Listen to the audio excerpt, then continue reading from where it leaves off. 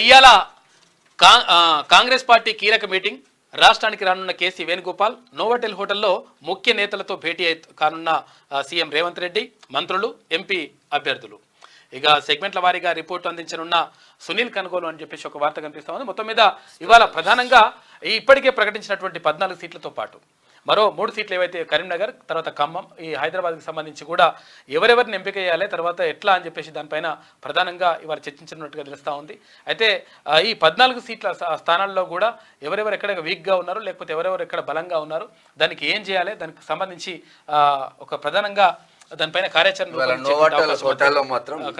ఉంది.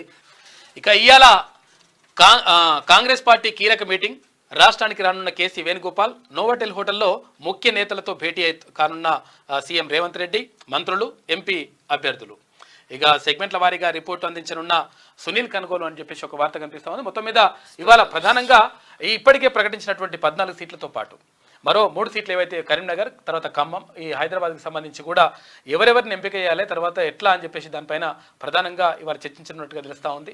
అయితే ఈ 14 సీట్ల స్థానాల్లో కూడా ఎవరెవరు ఎక్కడ వీక్గా ఉన్నారు లేకపోతే ఎవరెవరు ఎక్కడ బలంగా ఉన్నారు దానికి ఏం చేయాలి దానికి సంబంధించి ఒక ప్రధానంగా దానిపైన కార్యాచరణ